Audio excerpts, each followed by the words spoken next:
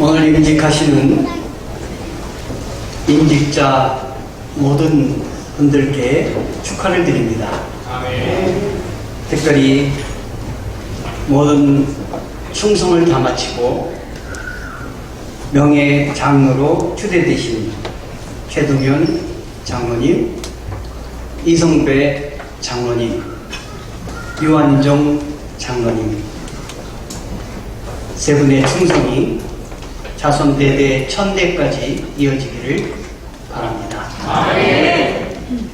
새로 장로 장립을 받으시는 권영근 장로님, 권사 취임하시는 김상혜 배인주 최문영 권사님, 안수집사 임직하시는 회긴한 이현준 안수집사님, 동일하게 하나님이 역사하셔서 자신에게도 기쁨이 되고 가정에게도 영광이 되기를 원합니다. 아멘.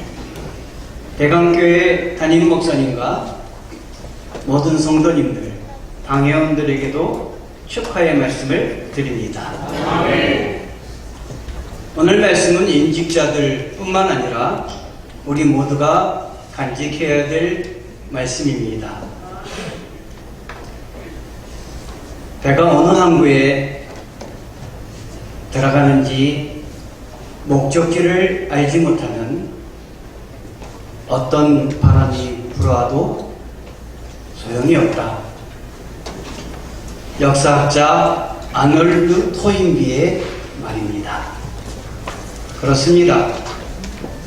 우리 인생길이 우리가 어디로 가는지 방향을 알지 못하면 우리들의 모든 노력이 헛수고이며 아무리 하나님이 옆에 계셔서 우리를 돕는다 할지라도 방향을 잡지 못하고 나아가는 우리들에게 결과는 자명한 것입니다. 그래서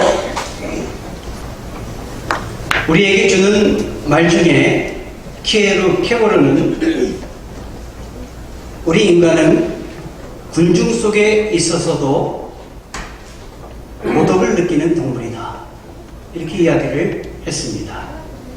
그렇습니다. 많은 사람이 있다 할지라도 인생의 방향, 우리의 삶의 종착지가 어디인지 모르는 사람은 고독을 느낄 수밖에 없고 허물을 느낄 수밖에 없습니다.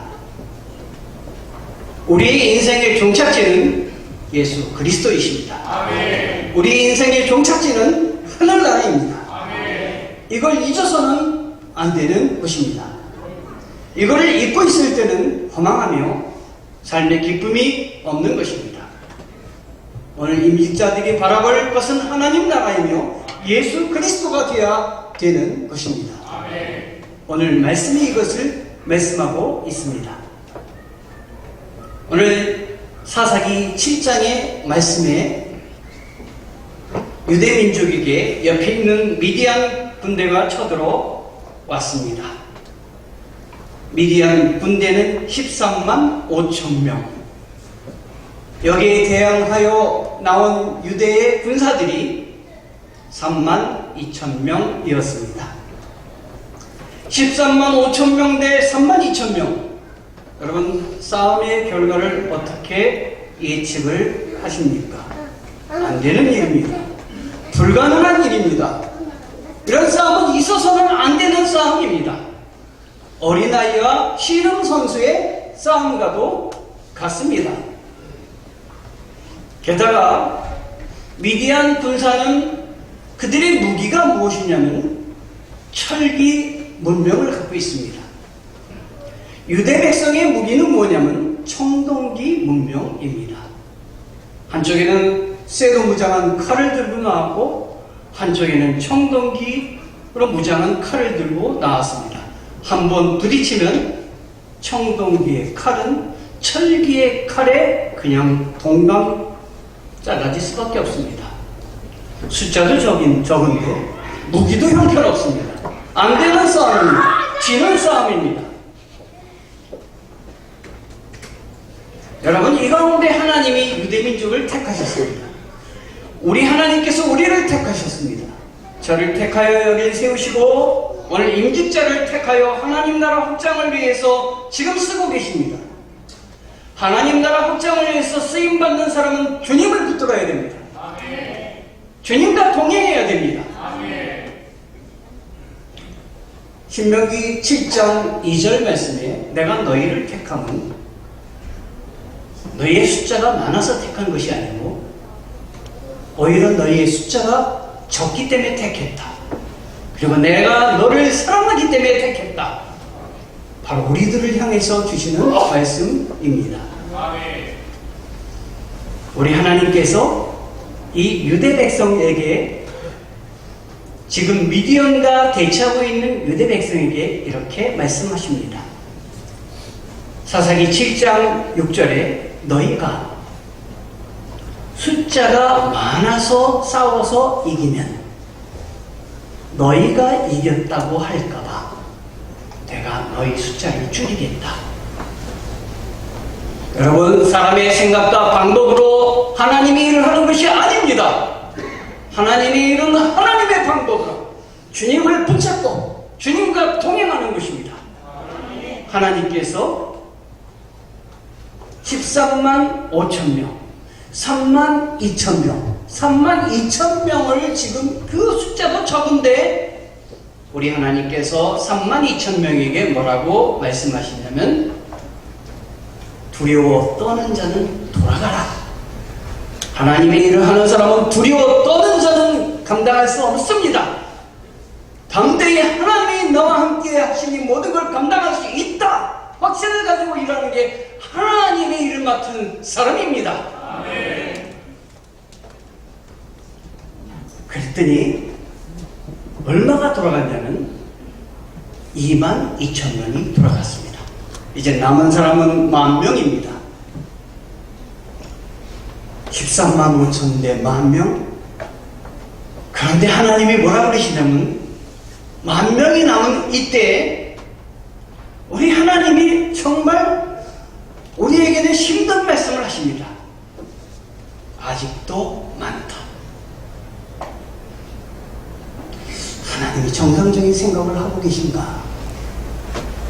저렇게 적이 많은데 두려워 떠는 자는 돌아가라 하시며 22,000명이 돌아갔는데 10,000명만 남았는데 아직도 많다고 하시니 우리 삶에 살다 보면 여러 가지 고통과 장애물과 갈등과 내가 극복할 수 없는 한계 상황이 나옵니다. 그때 오늘 말씀을 기억하셔야 됩니다. 아직도 많다. 그러시면서 명령하십니다. 물이 저 앞에 있는데 뛰어가서 물을 먹게 해라. 그리고 그 물을 먹게 하는 방법을 보십니다. 어떤 사람은 기어가서 그냥 엎드려서 물을 핥습니다. 어떤 사람은 무릎을 꿇고 물을 먹습니다. 어떤 사람은 서서 손으로 떠서 입에다 대고 핥아서 먹습니다. 하나님께서는 첫 번째, 두 번째 사람은 돌아가라 그리고 무릎을 꿇지 않고 손으로 떠서 핥는 사람 300명을 남게 하십니다. 왜 그러셨을까요? 하나님은 정강을 주시하시며 하나님은 좌우를 살피시며 하나님에게서 눈이 떨어지지 않는 사람을 오늘도 원하시는 것입니다. 여러분도 그러하셔야 됩니다. 주님께로부터 눈이 떨어지지 않는 여러분들이 되셔야 됩니다. 행복한 사람은 시계를 보지 않는다 라는 책이 있습니다. 행복한 사람은 왜 시계를 보지 않을까요?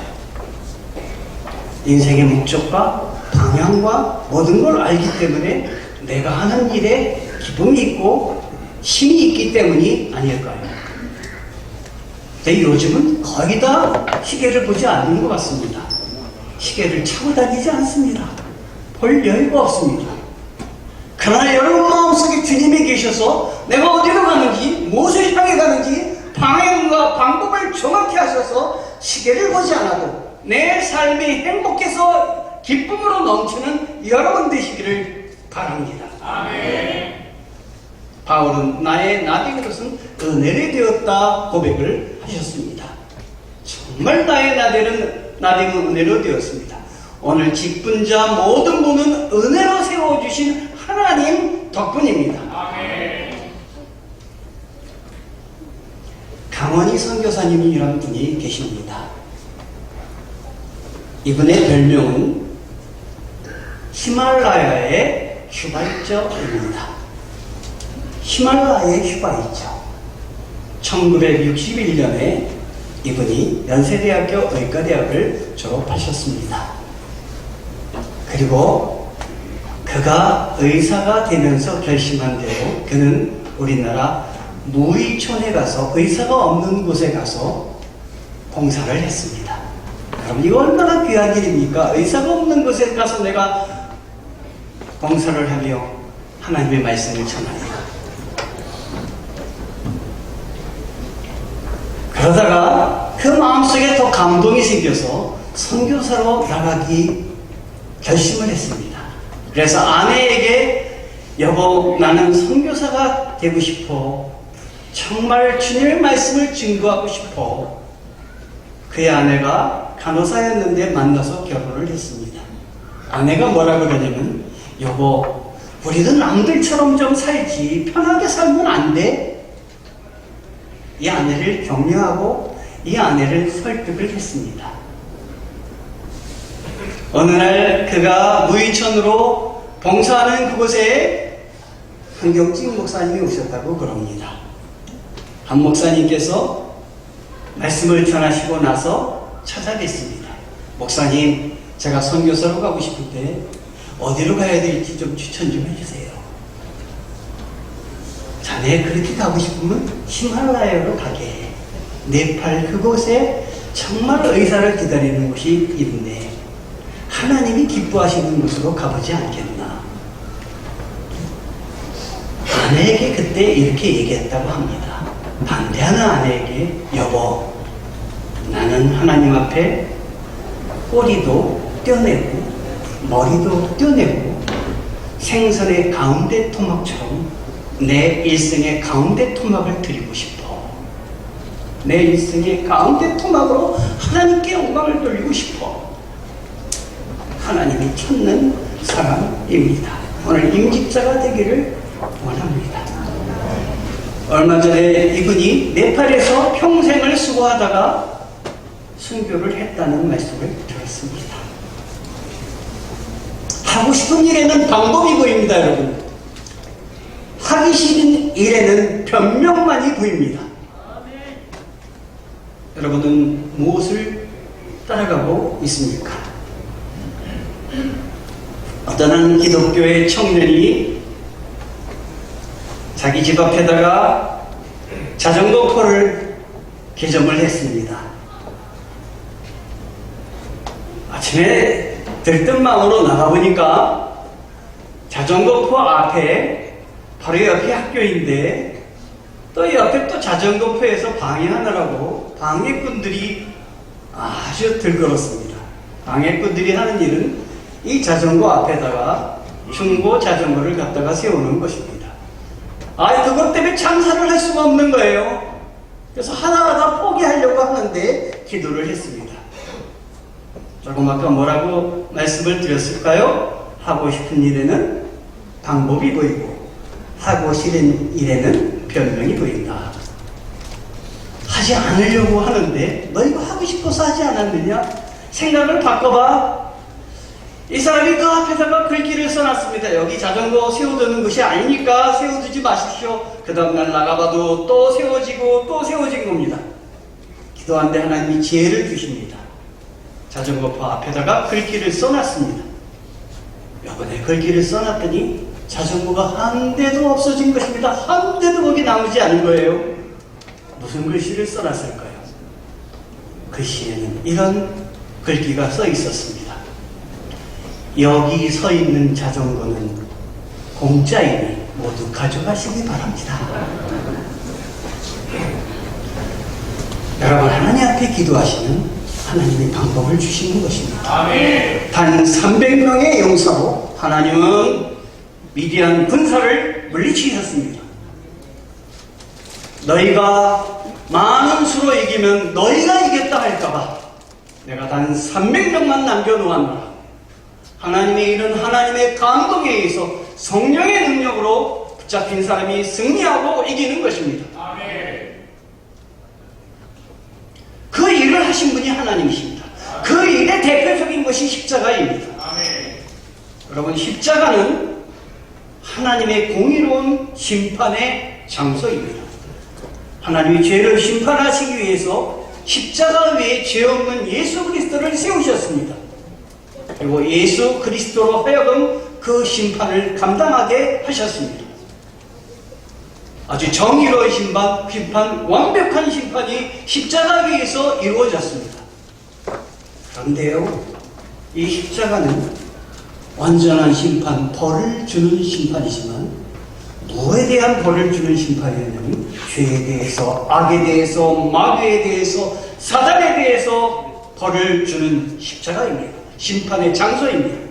그 대신 정의에 대해서, 하나님에 대해서 하나님이 기뻐하시는 일은 북돋는 장소입니다. 승리하셨습니다. 이기셨습니다. 우리 기독교인들은 이미 승리하신 하나님을 붙잡고 사역을 하는 것입니다. 두려워하지 마십시오. 어디로 가든지 무엇을 하든지 간에 그 뒤에 하나님이 계십니다. 약 번호 중에는 606호라는 약 번호가 있습니다. 606호. 왜 이 생각지도 못한 약 번호, 약 이름이 있을까요? 605번 실패하고 606번째 성공했기 때문에 그 약 이름이 606호입니다. 하나님을 믿는 사람은 수가 적다고 핑계하지 않고, 내 힘이 약하다고 핑계하지 않고, 내가 아무 가진 것이 없다고 핑계하지 않고 주를 믿고 605번, 606번 나가는 것입니다. 뒤에 하나님이 도와주실 것입니다. 성령이 도와주실 것입니다. 하나님의 일을 붙잡아서 승리하게 해주실 것입니다. 이긴 싸움을 하시는 것입니다. 낙심하지 마시기 바랍니다. 오늘 임직자들 명심하시기 바랍니다. 제가 지방회장이다 보니까 얼마 전에 아산교회 가서도 임직식을 했습니다. 총회장님들이 많이 오셨습니다. 그런데 그 중에 바울교회 담임하신 총회장님이 이런 말씀을 하셨습니다. 참 가슴에 닿았습니다. 저도 그 말씀을 붙잡고 돌아봅니다. 임직을 하면 두 종류의 사람으로 나뉩니다. 첫 번째 사람은 하나님을 기쁘시게 해드리는 사람이다. 하나님이 기뻐하시는 사람이다. 두 번째 사람은 사울처럼 왕을 세웠을 때 하나님에게 후회를 안겨드리는 사람이다.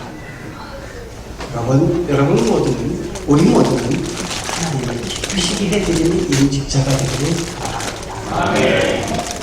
여러분들에게 만배로, 천배로, 천대 후손까지 하나님이 역사해 주시기를 축원합니다. 기도하시겠습니다.